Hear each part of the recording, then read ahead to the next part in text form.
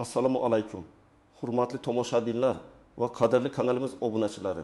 Bugun men siz bilan juda muhim, hatto aytish mumkinki, og'riqli bir mavzu haqida gaplashish uchun yig'ildim. Bu mavzu har biringizga, ayniqsa hozirgi pensionerlarga va yaqin kelajakda nafaqaga chiqishni rejalashtirayotganlarga bevosita tegishli. Gap shundaki, 2006 yil 1 maydan boshlab O'zbekiston Respublikasida pensionerlar uchun juda yomon yangiliklar kuchga kiradi. Bu haqiqatan ham juda yomon yangilik. Sizni qo'rqitish niyatim yo'q, ammo bu ma'lumotni bilishingiz shart. Agar siz nafaqa olsangiz yoki yaqinlaringiz pensioner bo'lsa, ushbu videoni oxirigacha diqqat bilan tomosha qiling. Hozirdayoq kanalimizga obuna bo'ling va videoga like bosing. Chunki bu ma'lumot minglab insonlarning taqdiriga ta'sir qilishi mumkin. Bu xabarni tarqatishga yordam bering. Muammoning mohiyati, avvallar qanday edi va endi nima o'zgardi qadrli do'stlar.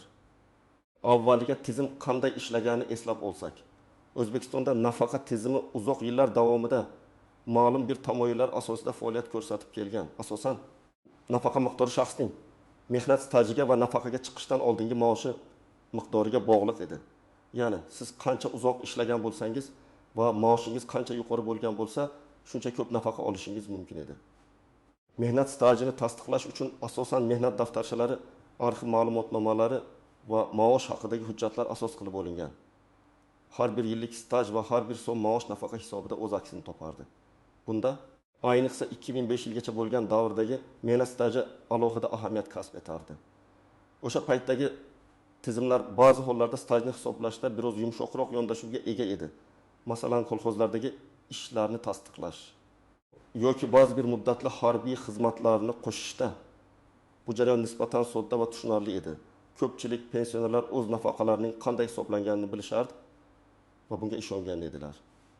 Davlat tomonidan har yili nafaqalar indeksatsiyasi amalga oshirilardi. Ya'ni inflyatsiya darajasini qoplash va pensionerlarning turmush darajasini saqlab qolish maqsadida nafaqa miqdorlari oshirib borilardi. Bu barqarorlik va ishonchlik hissini berardi. Endi esa eng yomon yangilikka kelamiz. 2026 yil 1 maydan boshlab nafaqa tizimida tub o'zgarishlar kutilmoqda. Hukumat nafaqa tizimini optimallashtirish va adolatliroq qilish maqsadida bir qator yangi qoidalarni joriy etmoqda. Lekin amalda bu yangiliklar ko'pchilik uchun nafaqa miqdorining sezilarli darajada kamayishiga olib kelishi mumkin. Asosiy o'zgarishlar quyidagilardan iborat. Birinchidan, 2005 yilgacha bo'lgan mehnat stajini hisoblash usuli keskin o'zgaradi. Eski hujjatlarni, xususan mehnat daftarchasidagi yozuvlarni tasdiqlash uchun qo'shimcha va juda qat'iy talablar joriy etiladi. Agar hujjatlarda kichik bir noaniqlik, hatto qalam uchining surkalishi bo'lsa ham, bu muddatdagi staj hisobga olinmasligi mumkin. Bu esa o'sha yillarda ishlagan. Hozirgi pensionerlarning aksariyatining nafaqasiga salbiy ta'sir ko'rsatadi. Ikkinchidan, alohida imtiyozli shartlar asosida nafaqa oluvchilar, masalan, zararli sharoitlarda ishlaganlar yoki nogironligi bo'lgan shaxslar uchun nafaqa tayinlash mezonlari qayta ko'rib chiqiladi. Bu degani, ilgari imtiyozli hisoblangan ba'zi kasblar yoki staj turlari endi oddiy staj sifatida baholanishi yoki umuman hisobdan chiqarilishi mumkin. Bu ularning nafaqa miqdorini kamaytiradi. Uchinchidan, ishlayotgan pensionerlarga nisbatan yangi tartib joriy etilmoqda. Agar pensioner ishlasa, uning daromadi ma'lum bir belgilangan chegaradan oshib ketsa, uning nafaqa miqdoridan ma'lum bir foiz ushlab qolinishi yoki umuman nafaqa to'lovi to'xtatilishi mumkin. Hozirda ham ishlayotgan pensionerlar uchun ba'zi cheklovlar mavjud. Ammo yangi qoidalar bu cheklovlarni yanada kuchaytiradi va ko'proq odamlarga ta'sir qiladi.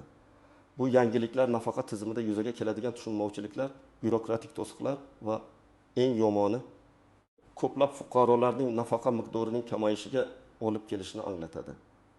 Men bu ma'lumotlarni sizga shunchaki aytmayapman, balki buning ortida qanday og'ir oqibatlar yotganini tushunishingizni istayman. Batafsil tahlil. Nimalarni bilishingiz kerak? Kim tashvishlanishi kerak va kimga kerak emas, keling. Endi bu yangiliklarning har bir jihatini batafsil tahlil qilaylik.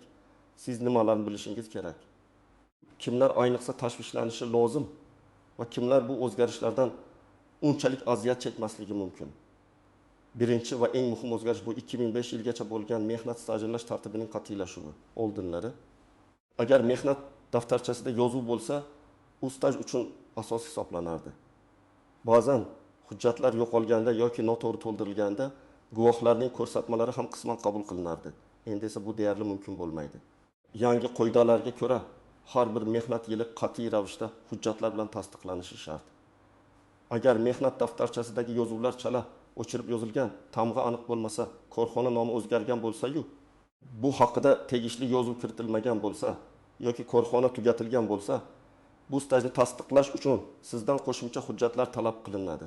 Masalan, ishga qabul qilish va bo'shatish buyruqlarining asli yoki arxiv nusxasi, maosh haqidagi ma'lumotnomalar va hokazo. Ko'pchilik uchun bu hujjatlarni topish juda qiyin, hatto imkonsiz bo'lishi mumkin. Natijada sizning umuman ishlagan yillaringizning bir qismi hisoblanmay qolishi ehtimoli juda yuqori. Bu esa bevosita nafaqangiz miqdorini kamaytiradi. Kim tashvishlanishi kerak? Ehir yoshdan oshgan barcha fuqarolar, agar siz 2005 yilgacha ishlagan bo'lsangiz, demak sizning nafaqangizga ta'sir qiladi. Sizning mehnat stajingizning katta qismi aynan shu davrga to'g'ri keladi. 2 asr qishloq xo'jaligi sohasida, kolxozlarda, davlat korxonalarida ishlaganlar.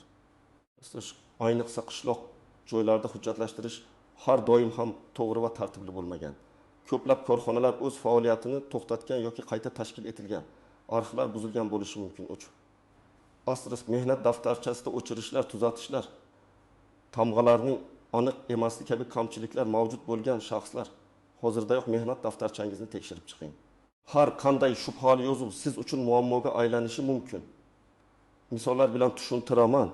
Birinchi misol, Ahmad aka 1960 yilda tug'ilgan. 1960 yildan 2000 yilgacha katta zavodda ishlagan. Uning mehnat daftarchasida barcha yozuvlar mavjud, ammo 1995 yildagi tamg'a biroz xira bosilgan. Hozir u 64 yoshda 2026 yilda nafaqa olib turgan bo'ladi. Yangi qoidalar kuchga kirgach, nafaqa fondi xira tamg'a tufayli 1995-2000 yillarni o'z ichiga olgan 5 yillik stajni tasdiqlashni talab qiladi. Ahmad aka zavodning arxivini topa olmadi, chunki zavod 2010 yilda tugatilgan. Natijada uning nafaqasidan bu 5 yil hisobdan chiqarilishi sababli nafaqa miqdori oyga bunda 20 ming so'mga kamaydi. Bu juda katta yo'qotish. Ikkinchi misol, Gulnora opa 1928 yilda tug'ilgan. U 1907 yildan 1998 yilgacha kolxozda oddiy ishchi bo'lib ishlagan. Mehnat daftarchasida shu davr yozilgan, ammo kolxoz erta tugatilib hujjatlari yo'qolgan. Yangi qoidalar bo'yicha kolxozdagi stajni tasdiqlash uchun maosh haqidagi ma'lumotnomalar talab qilinadi. Gulnora opa hech qanday hujjat topa olmadi. Hatto guvohlarning ko'rsatmalari ham endi qabul qilinmaydi. Natijada Gulnora opaning 20 yillik kolxoz staji umuman inobatga olinmadi va uning nafaqasi deyarli 2 barobarga kamayib ketdi. Oldin 1 million so'm olgan bo'lsa, endi 800 ming so'mga tushib qoldi. Tasavvur qilyapsizmi? Bu qanday fojia? Ikkinchi katta o'zgarish bu imtiyozli nafaqa shartlarining qayta ko'rib chiqilishi. Oldinlari ba'zi kasblar, masalan, shaxtalarda, kimyo sanoatida, tibbiyotning ayrim yo'nalishlarida ishlaganlar muddatidan oldinroq nafaqaga chiqishi yoki ko'proq nafaqa olishi mumkin edi. Endi esa bu imtiyozlarni olish uchun talablar juda qat'iylashadi. Masalan, zararli sharoitlar tushunchasiga yangi aniqroq mezonlar joriy etiladi. Agar sizning ish joyingiz hozirgi yangi mezonlarga mos kelmasa, siz imtiyozli nafaqadan mahrum bo'lishingiz mumkin. Kim tashvishlanishi kerak? 1. Zararli sharoitlarda ishlaganligi uchun muddatidan oldin nafaqaga chiqqan yoki chiqishni rejalashtirayotganlar. Sizning ish joyingizning zararli sharoitlari yangi tasnifga to'g'ri kelmasligi mumkin. 2. Kasalligi tufayli nogironlik nafaqasi oluvchilar. Nogironlik guruhini tasdiqlash mezonlari ham qayta ko'rib chiqilishi kutilmoqda. 3-misol.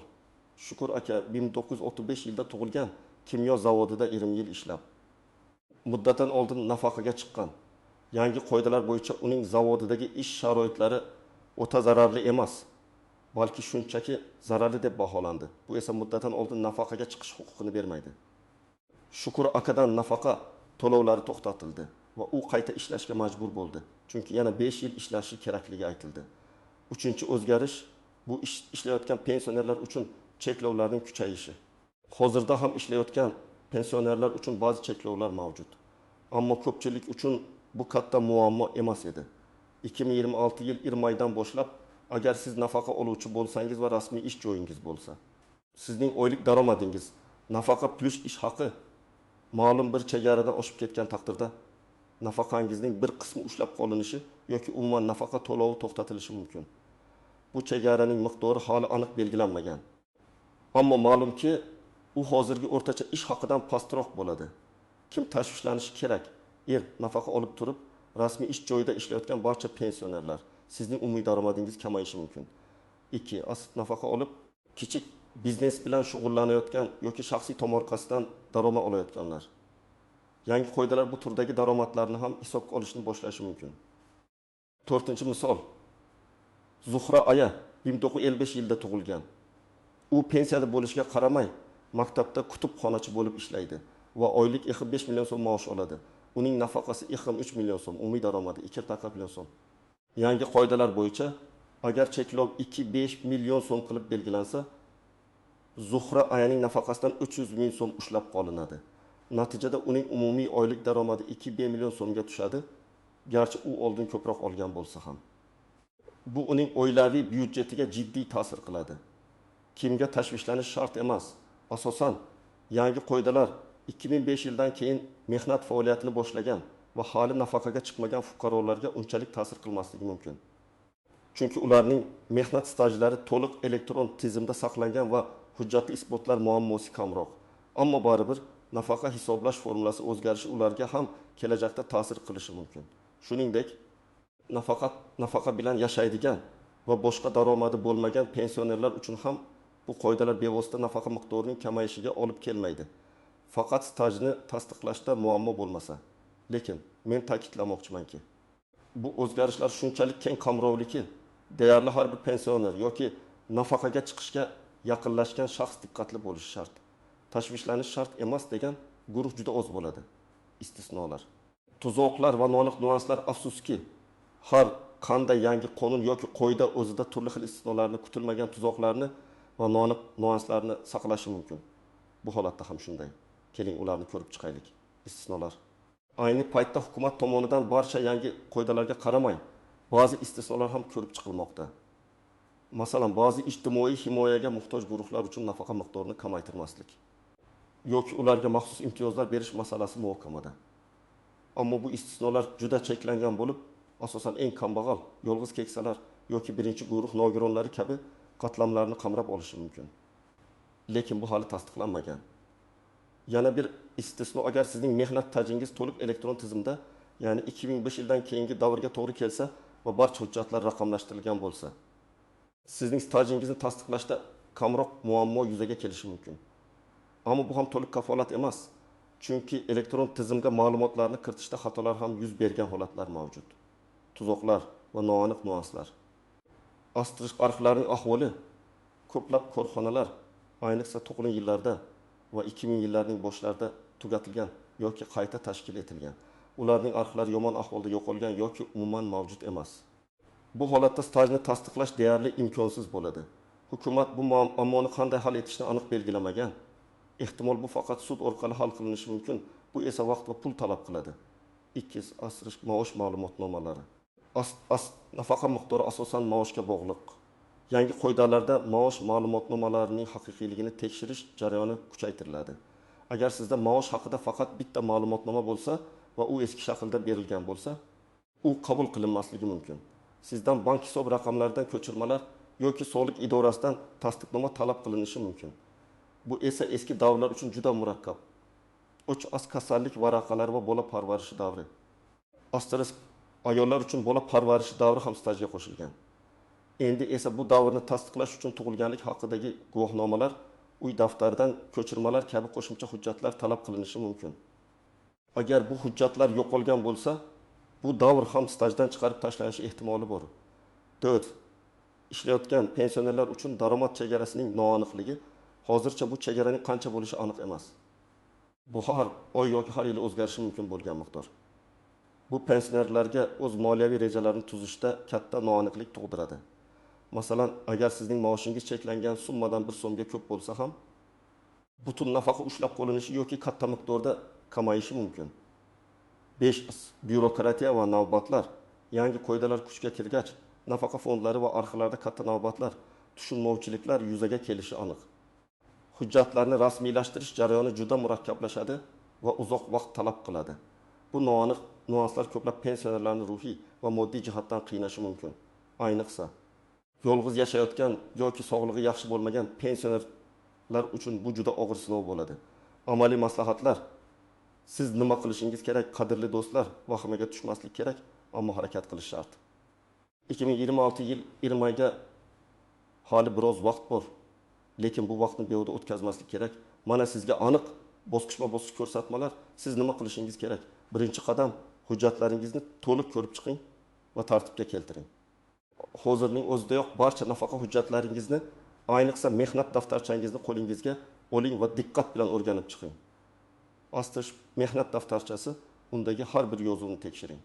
Ishga qabul qilish, ishdan bo'shatish sana va buyruq raqamlari to'g'ri yozilganmi? Ko'rma aniq tamg'a tiniq bosilganmi? O'chirishlar, tuzatishlar bormi? Agar biron bir kamchilik topsangiz, u holda shu korxona joylashgan arxivga murojaat qiling va ishga qabul qilish, ishdan bo'shatish buyruqlarining, shuningdek maosh haqidagi ma'lumotnomalarning tasdiqlangan nusxalarini oling.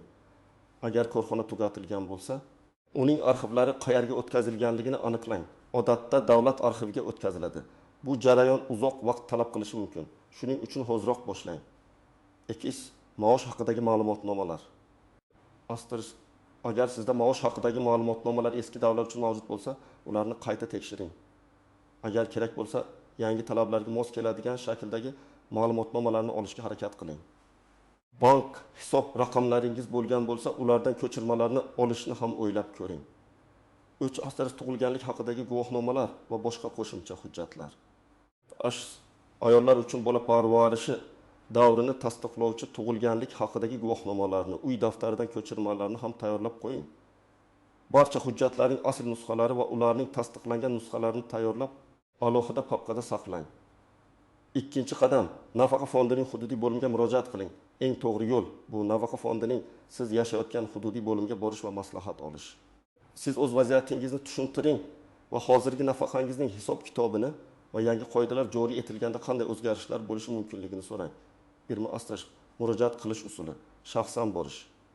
O'zingiz bilan pasport, mehnat daftarchasi va barcha mavjud hujjatlarni oling. Yozma ariza bilan murojaat qiling. Unda barcha savollaringizni aniq ifodalang va javobni ham yozma ravishda berishlarini talab qiling. Bu kelajakda ehtimoliy sud jarayonlari uchun asos bo'lishi mumkin. 2 astirish nimani so'rash kerak? Mening mehnat stajimning qaysi davrlari yangi qoidalar bo'yicha muammoli bo'lishi mumkin? Ushbu davrlarni tasdiqlash uchun qanday qo'shimcha hujjatlar talab qilinadi? Mening nafaqamning hisob kitobi yangi qoidalar bo'yicha qanday o'zgaradi? Agar men ishlayotgan pensioner bo'lsam, daromad chegarasi qanday belgilanadi va mening nafaqamga qanday ta'sir qiladi? 3. Astirish sabrli bo'ling. Xodimlar ham yangi qoidalardan to'liq xabardor bo'lmasligi mumkin. Har bir so'zni, har bir maslahatni yozib oling.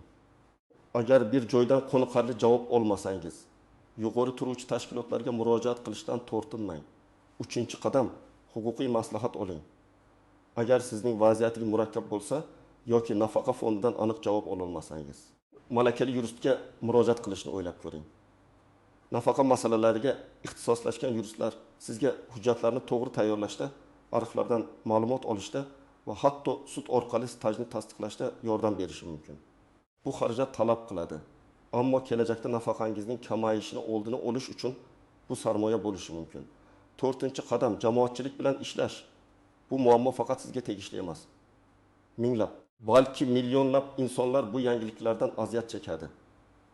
O'z yoshingizdagi, o'z kasbingizdagi do'stlar, tanishlar bilan gaplashing. Ularning ham xuddi shunday muammolari bormi?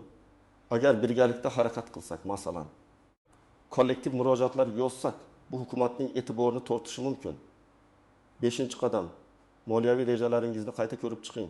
Agar nafaqangizning kamayishi ehtimoli yuqori bo'lsa, hozirdan o'z moliyaviy rejalaringizni qayta ko'rib chiqing. Oilaviy byudjetingizni tejash yo'llarini izlang. Qo'shimcha daromad manbalarini topishga harakat qiling.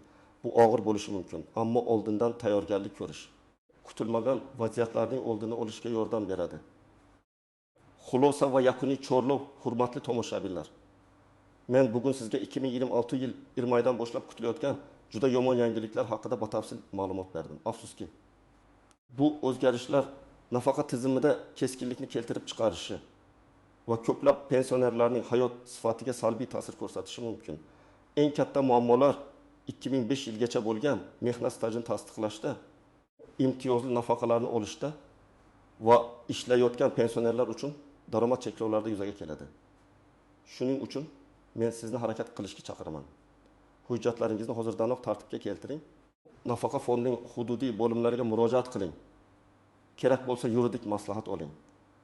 Bu harakatlar sizning kelajakdagi moliyaviy barqarorligingiz uchun juda muhimdir. Bu juda og'ir mavzu. Lekin men har biringizni o'z fikr mulohazalaringizni izohlarda yozib qoldirishga chorlayman. Sizningcha bu yangiliklar kimlarga eng ko'p ta'sir qiladi? Siz o'zingizni qanday himoya qilishni rejalashtiryapsiz? Sizning har bir izohingiz, har bir savolingiz juda muhim. Ushbu videoga like bosing va kanalimizga obuna bo'lishni unutmang. Bu ma'lumotni imkon qadar ko'proq odamlarga yetkazishga yordam bering. Chunki bu minglab insonlarning taqdiriga ta'sir qilishi mumkin. Birgalikda biz bu qiyinchiliklarni yengib o'tishimiz mumkin. E'tiboringiz uchun rahmat va o'zingizni asrang.